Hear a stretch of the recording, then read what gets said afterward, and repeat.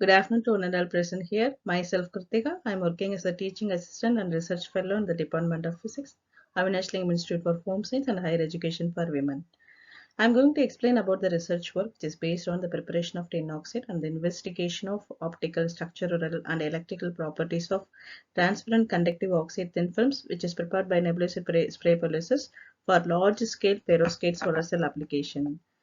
So first of all, I want to discuss about the objective of the research work. The first phase of the objective is synthesis and preparation of the tin oxide at the deposition temperature of 350 degrees centigrade by using nebulous spray pyrolysis technique. In the second phase, the prepared samples are annealed at 350 degrees centigrade for 3 hours. And the third phase, all the prepared films as well as the annealed films are characterized by using X-ray diffractometer, FTR, and so on. And what are the uses of TCOs? What are the available TCOs are there and the drawbacks of existing materials, that is TCO materials here explained. That is transparent conducting oxide nowadays they are playing a main role in photovoltaic devices as well as they are used in transparent electrode, LCD displays, infrared detector, capacitors and so on. Nowadays, there are many TCOs are available, that is indium doped tin oxide, fluorine doped tin oxide, aluminum doped zinc oxide, etc. But their production rate of all those materials are very low and their cost is very high. And also, if we take aluminum doped zinc oxide tissue substrate, they will degrade under humidity air. So, if you want to take that, that is in the DSSC fabrication and also in many solar cell fabrication, when the ITO substrates are used in the surface of that ITO subsurface, when TiO2 is coated, then it will be annealed. So during this process, the resistivity of that ITO subsurface will be increased. So these are the disadvantages of the TCOs which is available nowadays. So due to these all drawbacks, we have to consider, we have to coat only the tin oxide and what are the parameters we can get, we can optimize. So from that study, we have to analyze.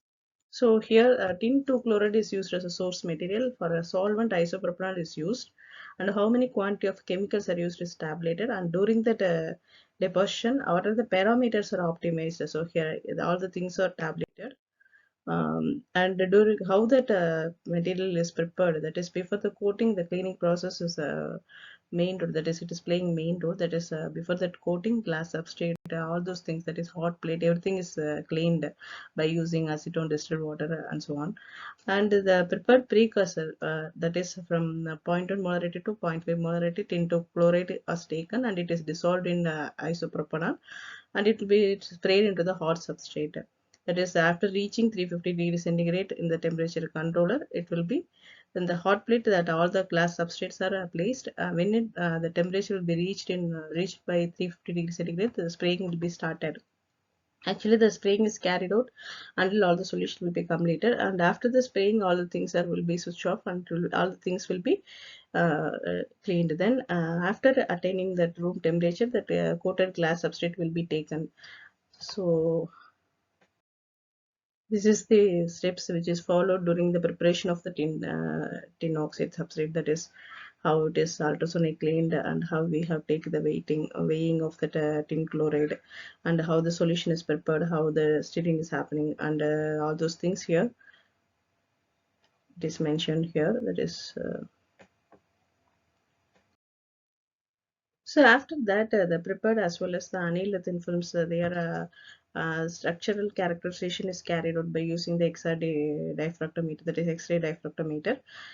Before that is without annealing and with annealing. So both the things we have compared. So actually, after the annealing, the number of peaks is increased. It will be broadening.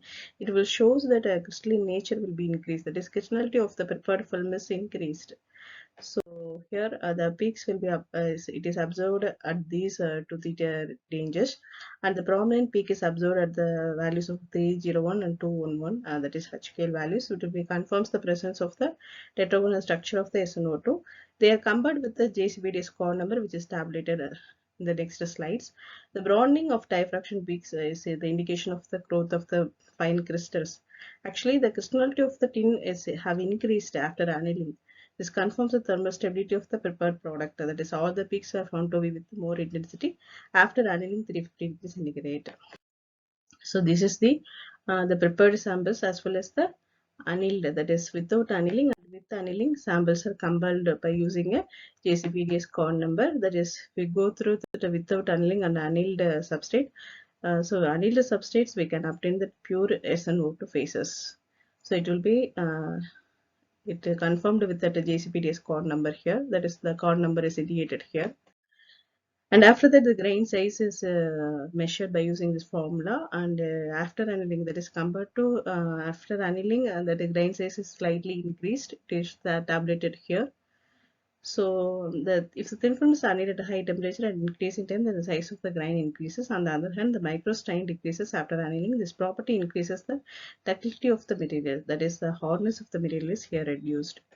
So for thickness analysis, we have used the formula, that is microbalance gravimetric formula, that is W by rho A. So after annealing, there is a slight decrease in thickness value. This is because in the annealed thin films, the grains are arranged compactly and closely as compared to the prepared samples. So here the shrinkage occurs due to the dimensional change. So it will leads to the decrease in the value of thickness. So here the comparison, that is FTR analysis of the prepared as well as the annealed thin films is compared here. So here that stretching here reduced. That is, after annealing the stretching is reduced. So we can confirm the presence of SnO2 with the tetrahedral structure. We can find the slight decrease in OH groups. This is due to the polymerization of SNO groups. This improves the physical properties such as hardness and stiffness. That is, after annealing, the intensity of the bands are reduced. This is because the removal of the water molecules and the hydroxyl groups. So after annealing, the stretching is reduced. So these are things which is studied from the ATR studies. Then EDAX studies, it shows after the annealing, we can obtain that pure, that is tin as well as oxygen we can get. But without annealing, we can get some unwanted elements, that is how they are present. But in both the samples, we can obtain that presence of tin, which is more than 85%. So this is the FSM analysis of the tin chloride. It is very well known that after annealing, the grain size is well improved. So actually they are arranged very compactly. The grain size increases with increase in concentration, which is annealed at 350 degrees centigrade. That is, the grains are very large when it is annealed. So this is the optical properties. So by using UV spectroscopy, the optical properties are analyzed. From the above graph, it is clear that the optical absorption increases with the increase in molarity. The band gap is calculated by using a wavelength and absorption readings. That is, without annealing, the band gap is measured. The average band gap for all those values is about 3.47 electron volt, and after annealing, it's about 3.53 electron volt. So here the band gap values are tabulated and the average value is also tabulated. So here the band gap is decreased with increase in concentration. The general decrease of the band gap samples occur to the untoped SnO2 may be influenced with the sp(t) exchange interaction with the localized d electron of chlorine ions, which is substituted in the tin sites and the band electrons. So they have a wide band gap. The average band gap is found to be 3.5 electron volt. So this is the transmitted spectrum. Here the percentage of the transmission which is exists between the range of 60 to 70 percentage. The transmission is less due to the growth of grains, which increases the scattering effect. Maybe it's due to that defect. It shows that very low transmitted value for the samples which is prepared at the very lower molar ratios. So this is Hall effect measurements. So after annealing, the resistivity is decreased. So from that comparison of the table, we can analyze. So after annealing, it will be decreased up to the value of 10 to the minus 3 ohm per centimeter. So it is the tin oxide transparent conducting films have a unique property, that is they have low resistivity. We have studied here that is we can obtain up to the order of 10 to the minus 3 ohm centimeter, and high electrical conductivity, uniformity, non-toxicity, and so on. So from the X-ray analysis, the prominent peak at 301 H plane will conclude the presence of tetrahedral structure of SnO2, And from the FTR analysis, we can conclude that the stretching is reduced after the annealing, and it will improving the crystallinity of the prepared film. And from the ADOX results, the presence of more amount of tin shows the purity of the prepared films. From the Hall effect results, we could see the electric conductivity is higher. So they have wide band gap in the range of 3.5 electron volt. So since they have unique properties and cost efficient, we can use in the solar cell application and catalysis application. However, doping of tin oxide will have still more advantages. We can use this tin based substrates in large scale perovskite solar cell applications also.